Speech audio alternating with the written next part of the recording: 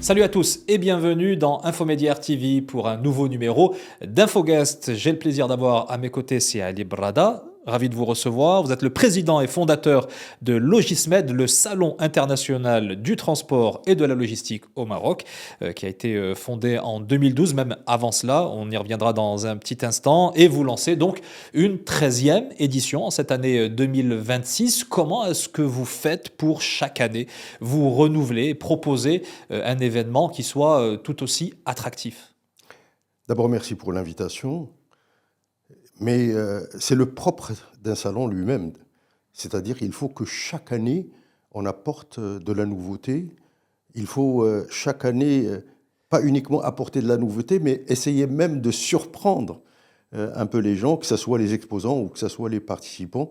Il faut qu'ils y voient de l'intérêt et par conséquent, il faut introduire des animations, introduire aussi des événements dans l'événement. Vous avez notamment mis en place ce que vous avez qualifié ou baptisé de rencontres du digital ou encore des espaces formation et compétences. Qu'est-ce que ces entités-là vont amener en plus au sein de Logismed? Ce sont autant d'événements qui aussi apportent de la valeur, mais qui créent aussi de l'animation.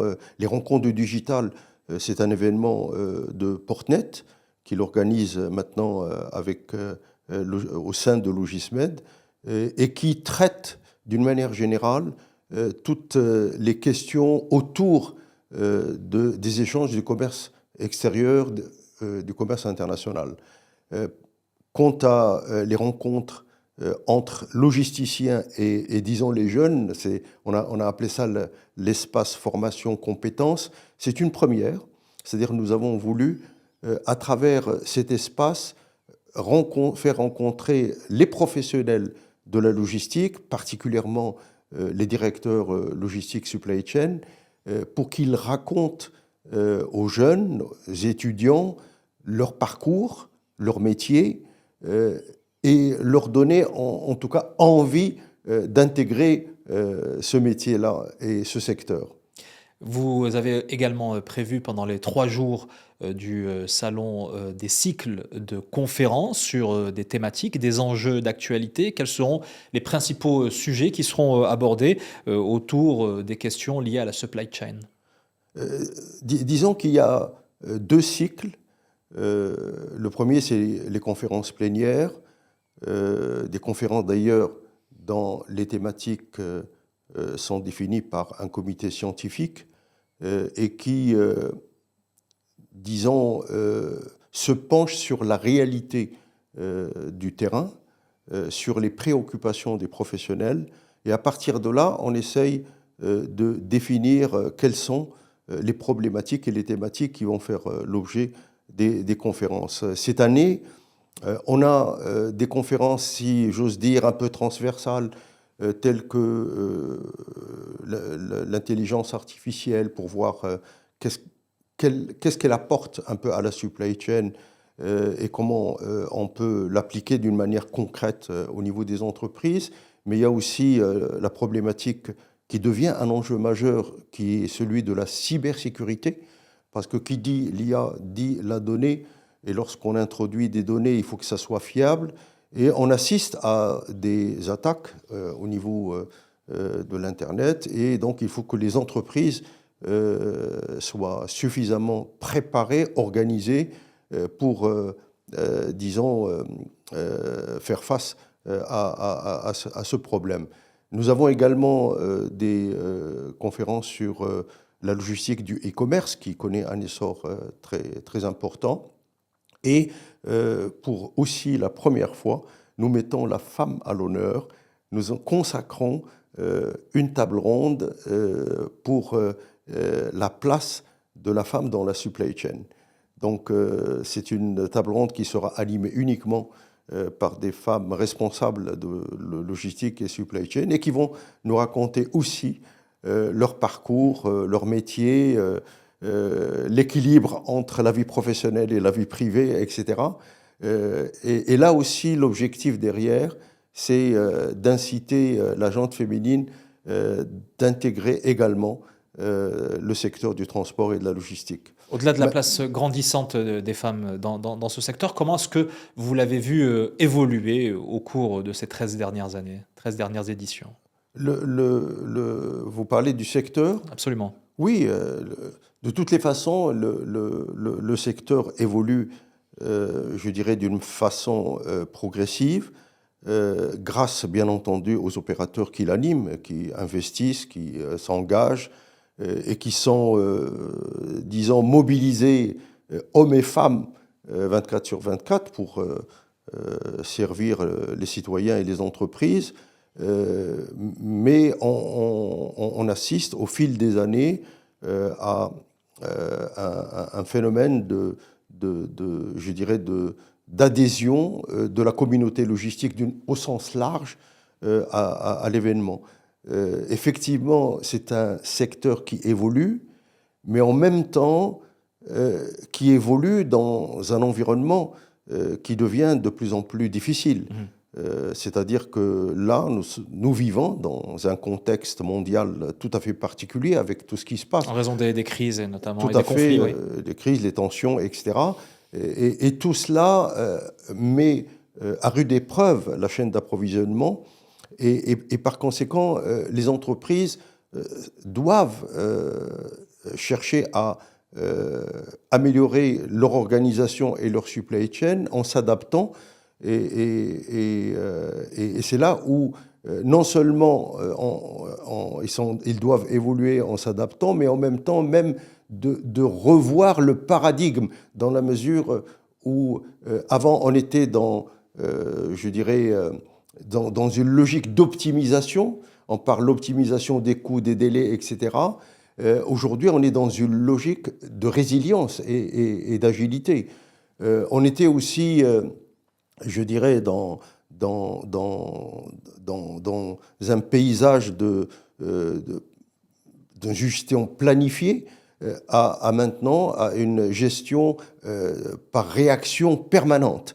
Et c'est là où le métier aujourd'hui, le rôle du responsable de supply chain est en train d'évoluer dans le sens où il devient un gestionnaire des flux, mais qui doit décider vite, mais dans un environnement de plus en plus incertain.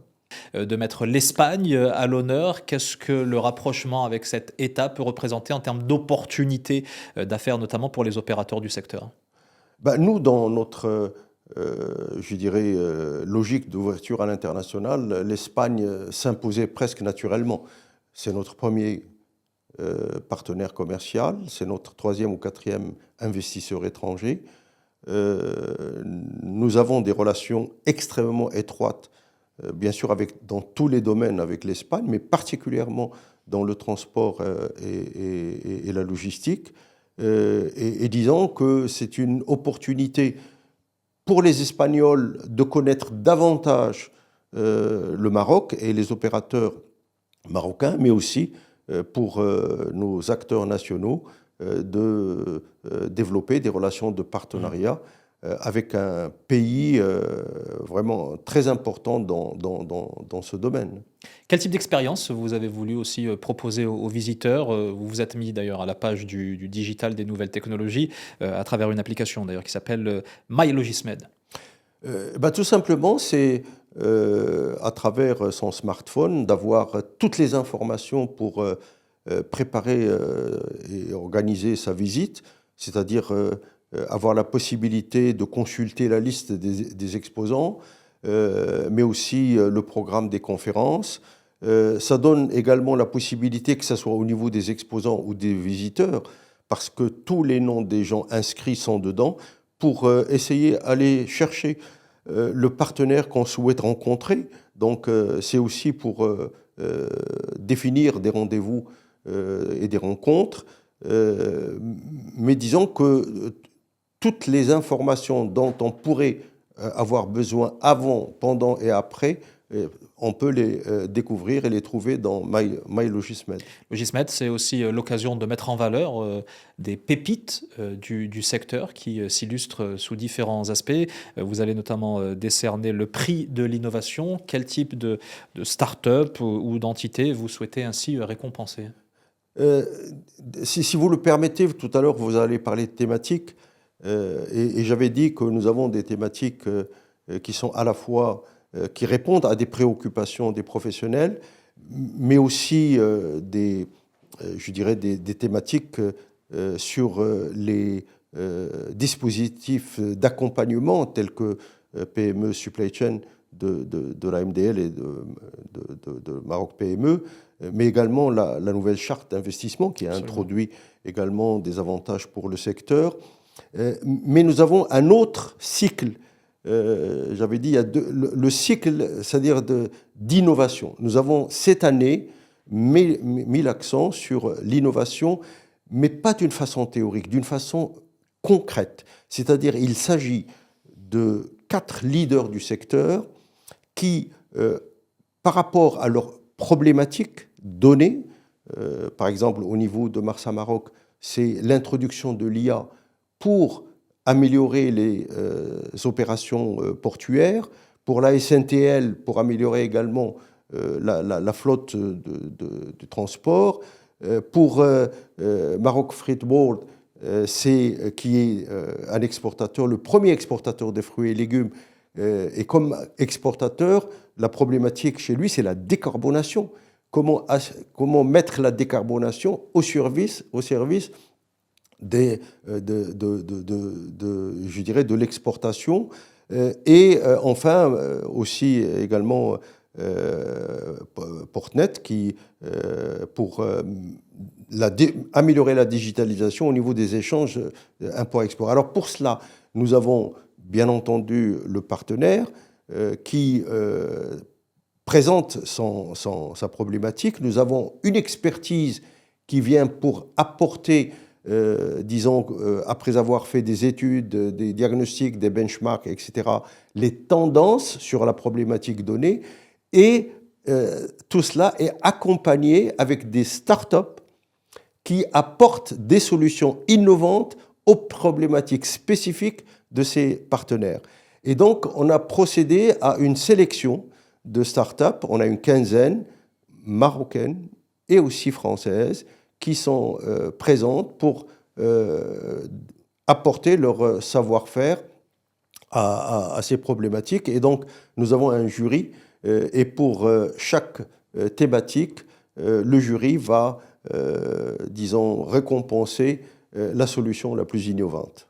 Voilà, à suivre donc effectivement dans le cadre de cette 13e édition de Logismed, prévue les 12, 13 et 14 mai, placée sous le haut patronage de Sa Majesté, le roi Mohamed VI, que Dieu l'assiste, mais aussi sous l'égide du ministère du Transport et de la Logistique, et avec un partenariat stratégique de l'AMDL, l'Agence marocaine de développement de la logistique. Ali Brada, président fondateur du salon Logismed, merci d'avoir répondu à notre invitation. Merci à vous. Et merci à vous de nous suivre sur Infomédiaire TV. À très bientôt pour un nouveau numéro d'Infoguest.